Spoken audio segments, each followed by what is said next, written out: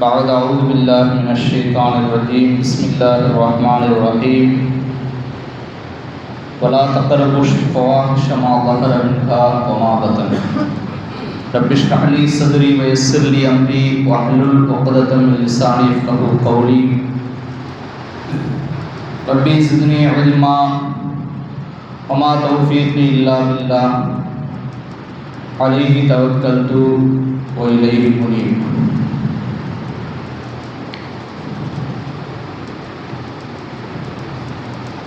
கண்ணியத்திற்கும் மிகுந்த மரியாதைக்கும் உரிய அல்லாஹ்வின் நல்லடியார்களே, பெரியோர்களே, சகோதரர்களே, அல்லாஹ் ஜல்ல ஷானுஹு தஆலா குர்ஆனில் ஒரு வசனத்திலே வலா தக்ரபுல் ஃபவாஹிஷ மா ظهر மின்ஹா வமா பதன், வெளிரங்கமான மறைமுகமான அருவருக்கத்தக்க ஆபாசமான விஷயங்களின் பக்கம் நீங்கள் நெருங்காதீர்கள் என்று கூறுகிறார். இன்று மக்களிடையிலே சுதந்திர சிந்தனை அதிகரித்துவிட்டது. நாம் சுதந்திரமாக வாழ வேண்டும், சுதந்திரமாக இருக்க வேண்டும், தீய ஆட்சியாளர்களை எதிர்க்க வேண்டும் என்று சுதந்திர சிந்தனை எல்லாம் அல்ல, தீமைகளை சகஜமாக செய்யும் சுதந்திர சிந்தனை. இஸ்லாமிய கோட்பாடு என்னவென்றால், எல்லா மனிதரும் பிறப்பின் அடிப்படையிலே சுதந்திரமானவர், யாரையும் யாரும் கட்டுப்படுத்த முடியாது. அல்லாஹ்வை தவிர யாருக்கும் யாரும் அடிமைப்பட்டு கிடக்கக்கூடாது என்பதுதான் சுதந்திரம் என்று இஸ்லாம் கூறுகிறது. இன்று மக்கள் பாவங்களையும் தீமைகளும் சுதந்திரம் என நினைத்து அதை சகஜமாக செய்ய ஆரம்பித்து விடுகிறார்கள். இது சுதந்திரம் அல்ல, பாவங்களுக்கு அடிமைப்பட்டு கிடக்கிற அடிமைத்தனம். எந்த ஒரு குற்றத்தையும் உணர்வில்லாமலும் கூச்சப்படாமலும் தீமைகள் செய்கிற வழக்கம் அதிகமாகிவிட்டது. ஆபாசங்களை ரசிப்பது, நம்மிடத்தில் இருக்கக்கூடிய செல்போன்களில் ஆபாசம் நிறைந்திருக்கிறது. எல்லோருடைய இல்லங்களிலும் தொலைக்காட்சியிலே காட்டப்படுகின்ற ஆபாசங்கள், அதிலே வரக்கூடிய சீரியல்களாக இருக்கட்டும், ரியாலிட்டி ஷோக்களாக இருக்கட்டும், எல்லாவற்றிலும் ஒரு சின்ன விளம்பரமாக இருந்தாலும் கூட அதுவும் ஆபாசம் நிறைந்ததாக ஆகிவிட்டது. ஒரு தனி வீட்டிலே ஆணையும் பெண்ணையும் தங்க வைத்து அவர்களின் உளவியல், அவர்களின் பழக்க வழக்கங்கள் எப்படி இருக்கிறது என்பதை காட்டுவதற்காகவே ஒரு ஷோ, ரியாலிட்டி ஷோ. இப்படி தொலைக்காட்சியில் ஆபாசங்கள், நம்முடைய செல்போனிலே நிறைந்து கிடக்கக்கூடிய ஆபாசங்கள், போதை கலாச்சாரம், மது அருந்தக்கூடிய பழக்கம் இன்று சாதாரணமாக்கப்பட்டுவிட்டது. மற்றவர்கள் அல்ல, இஸ்லாமியர்களே மதுவை சாதாரணமாக பார்க்கக்கூடிய ஒரு மோசமான ஒரு சூழ்நிலைக்கு தள்ளப்பட்டிருக்கிறோம். அதனுடைய அடுத்த லெவல், அடுத்த ஸ்டெப்பு போதை வஸ்துக்கள், போதை கலாச்சாரங்கள், கஞ்சா, அபீனு, என்னென்னவோ சொல்கிறார்கள். ஊசியின் மூலமாக போதையை செலுத்திக் கொள்வது, இளைஞர்களிடம், இஸ்லாமிய குழந்தைகளிடம் இந்த பழக்கம் பரவுவதை நாம் கவலையாக காணுகிறோம். காவல்துறையில் எச்சரிக்கிறார்கள், உங்களுடைய குழந்தைகளை, உங்களுடைய கல்லூரிக்கு போகக்கூடிய சிறுவர்களையும் இளைஞர்களையும் உஷாராக இருக்க சொல்லுங்க. இஸ்லாமியர்களுடைய பகுதியில் போதை, கஞ்சா போன்ற பழக்கங்கள் நடக்கிறது என்று எங்களுக்கு தகவல் வருது என்று காவல்துறையிலே அழைத்து எச்சரிக்கக்கூடிய நிலையிலே இன்று நம்முடைய இளைஞர்கள் போதைக்கு அடிமையாகக்கூடிய ஒரு கவலையான சூழ்நிலை நிலவுகிறது. ஆபாசமாக உடை உடுத்துவது, ஆபாசமாக நடப்பது, இன்னைக்கு அதெல்லாம் ஒரு பெரிய விஷயம் இல்லாமல் போச்சு. ஊழல், கள்ள தொடர்புகள், ஏமாற்றுதல், பொய் பேசுதல், அவதூறு சொல்லுதல். அவதூறு என்றால் ஒருவரிடத்திலே இல்லாத குற்றங்களை, குறைகளை அடுத்தவரிடத்திலே பரப்புவது. வன்முறை செய்தல், தற்பெருமை எடுத்துக் கொள்ளுதல், ஆடம்பரமாக இருப்பதை ரசிப்பது, ஆடம்பரமாக தம்மை மாற்றிக்கொள்வது. இப்படி முந்தைய காலங்களிலே இல்லாத பல்வேறு பாவங்களும் பழக்க வழக்கங்களும் நம்மிடத்திலே அதிகமாக இருப்பதை இன்று நாம் காண முடிகின்றது.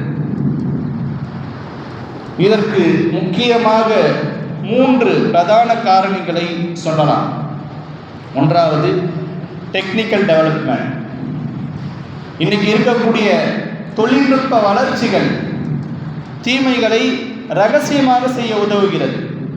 நம்மிடத்தில் இருக்கக்கூடிய செல்போன்கள், ஃபேஸ்புக்குகள், இன்டர்நெட், இன்ஸ்டாகிராம் போன்ற தகவல் தொழில்நுட்ப தளங்கள் ரகசியமாக தீமைகள் செய்வதற்கு மிகவும் உதவி புரிகிறது. ஒரு அந்நிய ஆணும் பெண்ணும் அவர்களிடத்திலே பேசிக்கொள்வதற்கு எந்த விதமான தடையும் இல்லாமல் அந்த பேசிக்கொள்ளக்கூடிய ஆணும் பெண்ணும் பேசிக்கொள்வது யாருக்குமே தெரியாமல்,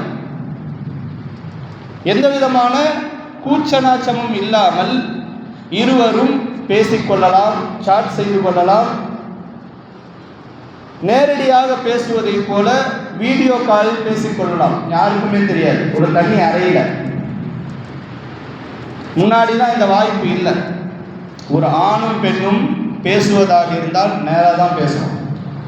நேரடியாக சந்தித்து பேசும்போது அவர்களுக்கு பல விளைவுகள் சமுதாயத்திலே காத்திருக்கும். ஒரு ஆணும் பெண்ணும் சந்தித்து பேசும் பொழுது குறை சொல்லுவாங்கன்ற பயம் இருக்கும். சாதாரணமாக ஒரு பெண்ணிடத்திலே பேசிவிட முடியாது. ஆனால் அதையெல்லாம் இன்றைய தகவல் தொழில்நுட்பங்கள் மிக இலகுவாக்கி கொடுத்திருக்கிறது.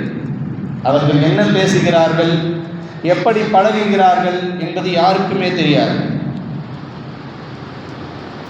இன்றைய நாகரிக உலகத்தில் ஆபாசமாக பேசியும் உடலை காட்டியும் பெண்கள் வெளியிடக்கூடிய புகைப்படங்களும் வீடியோக்களும் விளம்பரங்களும் ட்ரெண்ட் ஆகுது. அதுதான் இன்னைக்கு ட்ரெண்டிங்கில் முதல்ல இருக்குது. பெண்களுடைய ஆபாச காணொளிகளும் ஷார்ட் வீடியோக்களும் தான் இன்றைக்கு ட்ரெண்டிங்கில் இருக்குது. நல்ல விஷயங்கள் போட்டால் அது ட்ரெண்ட் ஆகிறதில்லை. அதனால் என்ன பண்ணுறாங்கன்னா, நம்முடைய இஸ்லாமை சேர்ந்தவர்களே வீட்டில் உள்ள பெண்களை வைத்து ஷார்ட் வீடியோக்களை எடுத்து வெளியிடக்கூடிய ஒரு அவல நிலை. இன்றைக்கி நாங்கள் இதை செய்கிறோம், அதை செய்கிறோன்ட்டு மனைவியோடு சேர்த்து, ஏன்னா மனைவியை காட்டினா தான் 4 பேர் பார்ப்பான் அப்படின்ட்டு கட்டிய மனைவியை எந்த விதமான உறுத்தலும் இல்லாமல் ட்ரெண்டாக வேண்டும் என்ற ஒரே காரணத்திற்காக வீடியோக்களை வெளியிடக்கூடிய ஒரு அவல நிலை இன்று இருக்கிறது. இது முக்கியமான காரணம். 2வது, பிரைவசி. இன்னைக்கு எல்லாருடைய வாயிலையும் வரக்கூடிய வார்த்தை என்னவென்றால் பிரைவசி. என்னுடைய தனி சுதந்திரம், என்னுடைய பிரைவசியில் தலையிடாதீங்க, என்னுடைய பிரைவசிக்கு மதிப்பு கொடுங்கள் என்று தனிமை விரும்பக்கூடிய தனிமை விரும்பிகள் அதிகமாகிவிட்டார்கள். எந்த அளவுக்குனா, பிரைவசி இருக்கலாம், ஒரு மகனுக்கும் தந்தைக்கும் இடையிலே சில பிரைவசிகள் இருக்கலாம், தாய்க்கும் மகனுக்கும் மகளுக்கும் இடையே கூட பிரைவசி இருக்கலாம், சில ஒளிவு மறைவுகள் இருக்கலாம். ஆனால் கணவன் மனைவி என்று வந்துவிட்டால் அவர்களிடத்திலே பிரைவசி இருக்கக்கூடாது, ஒளிவு மறைவே இருக்கக்கூடாது. எல்லா பிரைவசியும் நீர் மூலமாகக்கூடிய இடமாக கணவன் மனைவியின் உறவு இருக்க வேண்டும். இன்னைக்கு ஒரு மனைவி சொல்றா, என்னுடைய கணவன் என்னை பிரைவசியாக விடுவதில்லை, எனக்கு தனி சுதந்திரம் கொடுப்பதில்லை. ஒன்றும் இல்லை, ஒரு கணவர் தன்னுடைய மனைவியின் செல்போனை எடுத்து பார்த்து விட்டார், அதனால் தலாக்குக்கு வந்து நிற்கிறாங்க. கேட்டால் என்னுடைய பிரைவசி கெட்டு போகுது. நீ யாரிடத்தில் பேசுகிறாய், நீ உன்னுடைய போனிலே என்ன செய்கிறாய், நீ உன்னுடைய போனை எப்படி உபயோகிக்கிறாய் என்று கணவனுக்கு தெரிய வேண்டும். கணவன் அவனுடைய செல்போனை எந்த வழிகளில் உபயோகிக்கிறான் என்பது மனைவிக்கு தெரிய வேண்டும். 2 பேர்களும் திறந்த புத்தகமாக இருக்க வேண்டும்.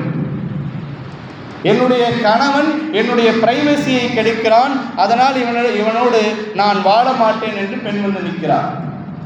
இப்படி பிரைவசி என்ற பெயரில் நடக்கக்கூடிய கேலி கூத்துகள், தனி அறைகள், தனி இடங்கள், கட்டுப்பாடற்ற ஹோட்டல்கள், ரிசார்ட்டுகள், இந்த இடங்களில் மது குடிப்பதற்கும் பெண்களோடு ஆண்கள் சகஜமாக பழகுவதற்கும் டெக்னிக்கலாக திட்டமிட்டு இந்த பாவ சூழ்நிலைகளை ஏற்படுத்தி கொடுக்கப்படுகிறது.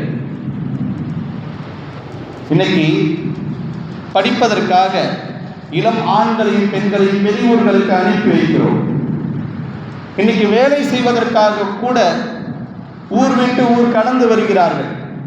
சவுத் சைட்லலாம் இருந்து இந்த பக்கம் வர்றாங்க. ஒரு ஐடி என்று சொன்னால் இந்த ஊரிலிருந்து வெளியூருக்கு செல்லக்கூடிய நிலை. இப்படி ஆண்களும் பெண்களும் தனிமையிலே இருக்கக்கூடிய நிலை. தனிமையில் இருப்பதோடு மட்டுமல்லாமல் ஆண்களும் பெண்களும் சகஜமாக பழகக்கூடிய ஒரு நிலை. இன்னைக்கு படிக்கிறேன் என்ற பெயரில் ஆண்களும் பெண்களும் சகஜமாக பழகுகிறார்கள். ஐடியில் வேலை செய்கிறேன், பெரிய கம்பெனியில் வேலை செய்கிறேன் என்ற பெயரில் ஆண்களும் பெண்களும் சகஜமாக பழகக்கூடிய நிலை. இதனால் ஏற்படக்கூடிய முறையற்ற உறவுகள், பல செய்திகளை நாம் கேள்விப்படுகிறோம். ஒரு வாரத்துக்கு முன்னாடி பெங்களூரில் ஒரு அதிர்ச்சிகரமான ரிப்போர்ட் வெளியே வருது. கிட்டத்தட்ட 7000 ஸ்டூடெண்ட்ஸுகள், மாணவ மாணவிகள் HIV-யால் பாதிக்கப்பட்டிருக்கிறார்கள். அவர்களுக்கு எப்படி HIV வருகிறது? ஆணும் பெண்ணும் சகஜமாக பழகுகிறார்கள், தனிமையாக சந்திக்கிறார்கள், பல இடங்களுக்கு ஊர் சுற்றுகிறார்கள், தியேட்டர்களிலும் பார்க்குகளிலும் தனிமையான இடங்களிலும் சந்திக்கக்கூடிய ஒரு சூழ்நிலை. எந்த விதமான கண்காணிப்பும் இல்லை. யார் எங்கே போனாலும் யாரும் கேட்கறதுக்கு நாதி இல்லை. இதனால் பாவங்கள் பெருகுகின்றது. அந்த பாவத்தினால் பல அசம்பாவிதங்கள் நடப்பதை நாம் கண்கூடாக காணுகிறோம். 3வது சோசியல் ரெஸ்பான்சிபிலிட்டி, சமூக பொறுப்புணர்ச்சி இல்லாமல். என்ன தாய் தந்தை என்ன சொல்லுவாங்க, நான் ஏதாவது செஞ்சுட்டா என்னுடைய பெற்றோர்கள் என்ன சொல்லுவாங்க, அந்த கவலை இல்லை.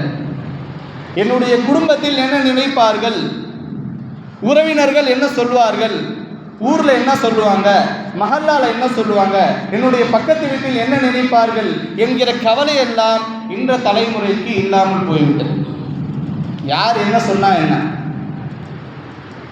என்னுடைய சுதந்திரம், இது என்னுடைய வாழ்வுரிமை, நான் எப்படி வேண்டுமானாலும் இருந்து கொள்வேன் என்கிற சூழல் இளைஞர்களிடம் மட்டுமல்ல, பெரியவர்களையும் ஆண்களையும் மட்டுமல்ல, பெண்களிடத்திலும் சகஜமாக தீமைகள் பரவி படுகொலையில் தள்ளிவிடுகிறது.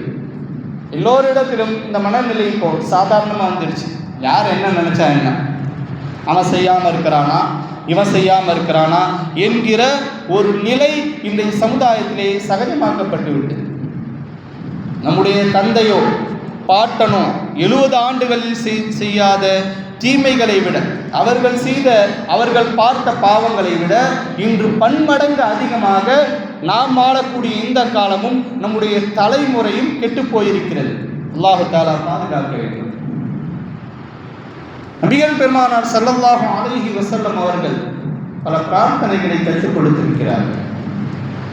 அதிலே நாம் ஓதக்கூடிய அத்தஹியாத், தொழுகையின் இருப்பிலே ஓதக்கூடிய அத்தஹியாத், அந்த அத்தஹியாத்திலே ஓதக்கூடிய துவாக்களில் ஒரு துவா அபூ தாவூத் கிரந்தத்திலே பதிவு செய்யப்பட்டிருக்கின்றது. நாயகம் ஸல்லல்லாஹு அலைஹி வஸல்லம் அவர்கள் அத்தஹியாத்து தரூத் இப்ராஹிம் ஓதி முடித்ததற்கு பின்னால் இந்த துஆவை கேளுங்கள் என்று கற்றுக் கொடுத்திருக்கின்றார்கள். அல்லாஹும்ம அலிஃப் பைன குலூபினா, இறைவா எங்களுடைய உள்ளங்களை ஒன்று சேர்த்து வை. வஅஸ்லிஹ் ஸாத்த பைனனா, எங்களுடைய உறவுகளை சரியாக்கி வை. எங்களிடத்திலே உறவு முறைகளை, தாய் தந்தை உறவு, கணவன் மனைவி உறவு, இப்படி பல உறவுகள் இருக்கிறது அல்லவா, அந்த உறவுகளை சரியாக்கி வை. வஹ்தினா சுபுலஸ் ஸலாம், நிம்மதியான நல்ல வாழ்க்கையை எங்களுக்கு காட்டு. வனஜ்ஜினா மினத் துலுமாத்தி இலன் நூர், எங்களை இருளில் இருந்து வெளிச்சத்தின் பக்கம் ஈடேற்றமடைய செய். வஜன்னிபுனல் ஃபவாஹிஷ மா ஸஹர மின்ஹா வ மா பத்தன், அருவருப்பான அசிங்கமான விஷயங்கள், அது வெளிரங்கமாக இருந்தாலும் சரி உள்ரங்கமாக இருந்தாலும் சரி, அத்தனை பாவங்களை விட்டும் எங்களை தனியாக்கு. வபாரிக் லனா ஃபி அஸ்மாஇனா வ அபுசாரினா வ குலூபினா வ அஸ்வாஜினா வ துர்ரியாத்தினா, எங்களுடைய செவிகளிலே, எங்களுடைய பார்வைகளிலே, எங்களுடைய உள்ளங்களிலே, எங்களுடைய மனைவி மக்களிலே நீ பரக்கத்தை ஏற்படுத்து. ஒத்துப அலைனா இன்னக அன்த தவ்வாபுர் ரஹீம், எங்களுடைய அனைத்து பாவங்களையும் மன்னித்து வை. வஜஅல்னா ஷாக்கிரீன நிஅமிக முஸ்பிதீன பிஹா அலை, உன்னுடைய நியாமத்துக்களுக்கு நன்றி செலுத்தக்கூடிய அடியார்களாக, நன்றி செலுத்துவதில் நிலைத்திருக்கக்கூடியவர்களாக எங்களை ஆக்கு. காபிலீனலா வாத்மிம்ஹா அலைனா என்கிற அழகான துஆவை நாயகம் ஸல்லல்லாஹு அலைஹி வஸல்லம் அவர்கள் கற்றுக் கொடுத்திருக்கிறார்கள். தீமைகளிலிருந்து தப்பிப்பதற்கு முதல் ஆயுதமாக இந்த பிரார்த்தனை முன்னோர்கள் சொல்கிறார்கள். அல்லாஹும்ம அல்லிஃப் பைன குலூபினா வாஸ்லிஹ் ஸாத்த பைனனா வஹ்தினா சுபுலஸ் ஸலாம் வனஜ்ஜினா மினத் துலுமாத்தி இலன் நூர். இந்த துஆக்களை அதிகமாக செய்து வாருங்கள், உங்களை அல்லாஹு தஆலா தீமைகளிலிருந்து பாதுகாப்பான். இந்த துஆவை பாவங்களிலிருந்தும் தீமைகளிலிருந்தும் பாதுகாத்துக் கொள்வதற்கு நாயகம் ஸல்லல்லாஹு அலைஹி வஸல்லம் அவர்கள் கற்றுத் தந்திருக்கின்றார்கள். அல்லாஹு தஆலா எல்லா விதமான உள்ரங்கமான வெளிரங்கமான தீமைகளை விட்டும் நம்மை பாதுகாத்து அருள்வானாக. பொதுவாக அரபியிலே 2 வாசகங்களை சொல்வார்கள். செய்யிஆத், செய்யிஆத் என்றால் தீமை, தீமை என்பதற்கு சு செய்யிஆத் தீமைகள் என்று சொல்வார்கள். துனூப் என்றால் பாவம், நாம் செய்யக்கூடிய பாவங்களுக்கு துனூப், அதிகமாக துஆக்களில் கேட்டிருப்பீங்க. துனூப் பாவங்கள். மூன்றாவது ஒரு வார்த்தை இருக்கிறது, ஃபவாஹிஷ். இந்த ஆயத்தில் சொல்லப்பட்டதை போல ஃபவாஹிஷ், அருவருப்பான அசிங்கமான விஷயங்கள். சில அருவருப்பான விஷயங்கள் பாவமாக இருக்காது, ஆனால் சமூகத்திலே அதை அருவருப்பாக பார்க்கப்படும். பாவம் இல்லை, பார்க்கறதுக்கு பாவம் கிடையாது. உதாரணமா, உடை உடுத்துவதில் ஃபர்லான அளவு என்பது ஆண்கள் முட்டியிலிருந்து தொப்புள் வரை மறைக்க வேண்டும். இது ஃபர்லான அளவு. இந்த அளவு உடை உடுத்தினாலே போதும். அதற்காக ஒரு லுங்கியை கட்டிட்டு நாம் வெளியே வர முடியாது. காரணம், அது அருவருப்பு. பெண்கள் தங்களுடைய மேனியை தலையிலிருந்து அவருடைய உடல் அங்கம் முழுக்க மறைக்க வேண்டும், முகம், 2 கைகள் கால்களை தவிர. இது பெண்களுடைய ஆடையின் பரலான அளவு. இந்த அளவுக்கு ஆடை உடுத்தால் போதும் என்று இறுக்கமான ஆடையை பெண்கள் உடுத்தக்கூடாது. இது அருவருப்பானது. இது பாவம் அல்ல என்றாலும் கூட இது அருவருப்பானது, அசிங்கமானது. அதனால்தான் இந்த ஆயத்திலே சொல்லப்பட்டு இருக்கின்றது, வலா தக்ரபுல் ஃபவாஹிஷ மா ஸஹர மின்ஹா வ மா பத்தன். அருவருப்பை ஊட்டக்கூடிய அனைத்து பாவங்கள், அருவருப்பை ஊட்டக்கூடிய விஷயங்கள், அது வெளிரங்கமாக இருந்தாலும் சரி உள்ரங்கமாக இருந்தாலும் சரி, அது பாவம் அல்ல என்றாலும் கூட சமுதாயத்திலே ஒன்றை அருவருப்பாக அசிங்கமாக பார்க்கப்படுகின்றது என்றால் அதனை தவிர்த்து கொள்ள வேண்டும் என்று, அதன் பக்கம் நெருங்காதீர்கள் என்று அல்லாஹ் தஆலா குர்ஆனுடைய வசனத்திலே சொல்லி காட்டுகின்றான். இதற்கு முதல் முக்கியமான வழி, எந்த ஒரு பாவத்தையும் சாதாரணமாக எண்ணிவிடக்கூடாது. நாம் வாழ்க்கையில் எவ்வளவோ பாவங்கள் செய்திருப்போம். சிறு சிறு பாவங்கள், சிறு சிறு தவறுகள் நிகழக்கூடும். ஆனால் அந்த பாவங்களை நினைத்த எந்த விதமான ஒரு உள்ளச்சமும் இல்லாமல் இருந்து விடக்கூடாது. ஒரு தவறு செய்துவிட்டால், ஒரு பாவம் செய்துவிட்டால் அதை நினைத்து கவலை கொள்ள வேண்டும். எதையும் சாதாரணமாக நினைத்து விடக்கூடாது. காரணம், எந்த பாவம் அது சிறியதோ பெரியதோ அல்லாஹ்விடத்திலே அதற்கான கூலி இருக்கிறது என்பதாக அல்லாஹ் தஆலா குர்ஆனிலே சொல்லி காட்டுகிறான். வஜஸாஉ ஸய்யிஅத்தின் ஸய்யிஅத்துன் பிமிஸ்லிஹா, நீங்கள் செய்த பாவத்தின் அளவு நாளை மறுமையிலே கூலி கிடைக்கும். இன்னொரு ஆயத்திலே அல்லாஹ் தஆலா தெளிவாக சொல்லி காட்டுகின்றான். அம் ஹஸிபல்லதீன யஅமலூன ஸய்யிஆத்தி யஸ்பிகூனா, பாவங்களை செய்து நீங்கள் தப்பிவிடலாம் என்று நினைத்து கொண்டீர்களா? ஸஅமா யஹ்குமூன், அதற்கான தீர்ப்பு மிக கெட்டதாக இருக்கும் என்பதாக அல்லாஹ் தஆலா கூறி காட்டுகின்றான். எவ்வளோ தீமைகள் செய்கிறோம், பாவங்கள் செய்கின்றோம், அதற்கான தண்டனை இப்பொழுதே கிடைக்க வேண்டும் என்பதா அல்ல. பல வருடங்கள் கிடைத்து கூட அதற்கான தண்டனையை நீங்கள் அனுபவிக்கக்கூடும் என்பதாக இப்னுல் கய்யூம் என்ற கிதாபிலே இமாம் ஜவுசி ரஹ்மத்துல்லாஹி அலைஹி அவர்கள் கூறுகிறார்கள். நான் எவ்வளோ தவறுகள் செஞ்சிட்டேன், எவ்வளோ பாவங்கள் செஞ்சிட்டேன், நான் நல்லதானே இருக்கிறேன். பாவங்கள் செய்யக்கூடியவர்கள், தவறு செய்யக்கூடியவர்கள் நன்றாகத்தானே இருக்கிறார்கள் என்று எண்ண வேண்டாம் என்று அல்லாஹ் தஆலா குர்ஆனிலே பல இடங்களிலே எச்சரிக்கின்றான். அஃப அமினல்லதீன மக்ரு ஸய்யிஆத்தி அன் யக்ஸிப பிஹிமுல் அர்த அவ் யஅதியஹுமுல் அஸாபு மின் ஹைஸு லா யஷ்உரூன், அவர்கள் செய்யக்கூடிய பாவத்தினால் பூமி அப்படியே விழுங்கிவிடவில்லை அல்லது அவர்களுக்கு எதுவும் ஆகவில்லை என்று பாராமுகமாக இருக்க வேண்டாம். நாம் பாவம் செய்யணும், அதனால் ஏதாவது பாதிப்பு ஏற்பட்டுச்சா, நாம் நல்லதானே இருக்கிறோம், நம்மை சுற்றி இருக்கக்கூடியவர்கள் நன்றாகத்தானே இருக்கிறார்கள் என்று நீங்கள் அசட்டையாக இருந்து விட வேண்டாம் என்று அல்லாஹு தஆலா குர்ஆனிலே சொல்கின்றான். இன்னொரு இடத்துல அல்லாஹு தஆலா சொல்கின்றான். அப்ப அமீனு அஹ்லுல் குரா அன் யஅதியஹும் பஸ்ஸுனா பயாத்தன் வஹும் நாயிமூன், சில சமுதாயம் அவர்கள் பாவத்திலே மூழ்கி கொண்டிருந்தார்கள், பல காலங்கள் பல வருடங்கள் பாவம் செய்து கொண்டே இருந்தார்கள். அல்லாஹ் தஆலா தூங்கி கொண்டிருக்கக்கூடிய நிலையிலே அந்த ஊரையே அழித்து விட்டான். நாம் குர்ஆனில் ஆது சமூத் என்கிற பல சமுதாயங்களில் அவர்கள் அழித்த வரலாறுகளை அல்லாஹ் தஆலா குர்ஆனிலே பேசும் பொழுது, அவர்கள் இரவுல நாம் நிம்மதியாக தூங்குறோம் அப்படின்னு நினச்சிட்டு படுக்க போனாங்க. காலையில் அவர்கள் ஒன்றுமே இல்லாதவர்களாக பூகம்பம் வந்தும் கடல் அலைகள் வந்தும் அவர்கள் அழிக்கப்பட்டிருக்கின்றார்கள். அவ அமீனாஹுல் குர்ஆன் யஅதியஹும் பஸ்ஸுனா வஹும் நாயிபூன், அசட்டையாக விளையாட்டாக பகலிலே இருக்கும் பொழுது எத்தனையோ சமுதாயத்தினர் அழிக்கப்பட்டிருக்கின்றார்கள். எனவே பாவங்களை விட்டு நீங்கள் பாராமுகமாக இருக்க வேண்டாம், அதற்குரிய தண்டனையை அல்லாஹ் தஆலா எப்போது வேண்டுமானாலும் கொடுக்கலாம். அல்லாமா முஃப்தி ஷேக் துல்ஃபிகார் அஹ்மத் சாஹிப் அவர்கள் தங்களுடைய அனுபவத்தில் இருந்து ஒரு சம்பவத்தை எழுதுகிறார்கள். மிகப்பெரிய அல்லாஹ்வாலா, மிகப்பெரிய அல்லாஹின் நெருக்கத்தை பெற்ற மிகப்பெரிய ஆலிம் அவர்கள் தங்களுடைய வாழ்க்கை அனுபவத்திலிருந்து ஒரு அனுபவத்தை குறிப்பிடுகிறார்கள். எங்களுடைய ஊரில் புத்தி சுவாதீனம் இல்லாத ஒரு பெண் இருந்தார், ஒரு தாய். அவங்கள சின்ன சின்ன குழந்தைங்கள்லாம் கல்லை தூக்கி அடிப்பாங்க. நானும் கல்லை தூக்கி அடிப்பேன், குழந்தைங்கன்னா அப்படிதானே. அப்போ எங்கள் தாய் என்னை தடுத்துட்டாங்க, அப்படி செய்யாத, அவங்க புத்தி சுவாதீனம் இல்லாமல் இருக்கிறாங்க, அதனால் அவங்கள கல்லை தூக்கி அடிக்கிறது அது தவறான செயல் என்று என்னுடைய தாய் என்னை தடுத்தாங்க. இதற்கான தண்டனை இப்பொழுது இல்லை என்றாலும் அல்லாஹ் தஆலா பின்னால் உனக்கு கொடுப்பான், யாரையும் நீங்கள் இழிவாக நினைத்து கல்லை எடுத்து அடிக்காதே என்று என்னுடைய தாய் என்னை தடுத்தார்.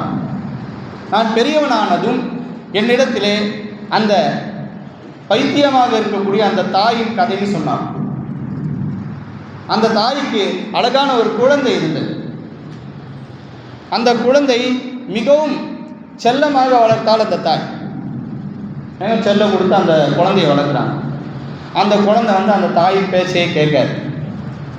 கேட்காம வெளியே போகும், வெளியே போகாதன்னா வெளியே போகும், இதை செய்யாதன்னா செய்யும். அந்த தாய் அந்த குழந்தை அப்படியே செய்து கொண்டிருந்தது. அந்த தாய் கோபத்தில், அல்லாஹ் உனக்கு தூக்கத்தை தரமாட்டானா, உன்னை காலம் பூரா தூங்க விட மாட்டானா, தூங்க வைக்க மாட்டானா அப்படின்ட்டு ஒரு பதுவா, அதாவது ஒரு கோபத்தில் ஏதோ ஒரு வார்த்தையை சொல்லிட்டாங்க. இன்னைக்கு கூட தாய்மார்கள் தன்னுடைய குழந்தைய கண்டிக்கிறோன்ற பேரில் பதுவாவான வார்த்தைகளையும் சொல்லிவிடுகிறார்கள்.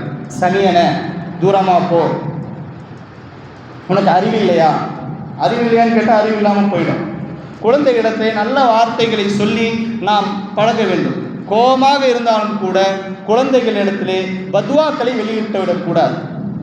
அந்த பத்வா பழித்து விட்டால் நாளை அவருடைய நிலைமையை மாறிவிடும். அல்லாஹ் தஆலா பாதுகாக்க வேண்டும். இந்த தாய் கோபமாக ஒரு வார்த்தை சொன்னால் அல்லாஹ் உன்னை நிரந்தரமாக தூங்க வைக்க மாட்டானா அப்படின்ட்டு அந்த குழந்தை, அந்த பையன் பெரியவனாகிறான்.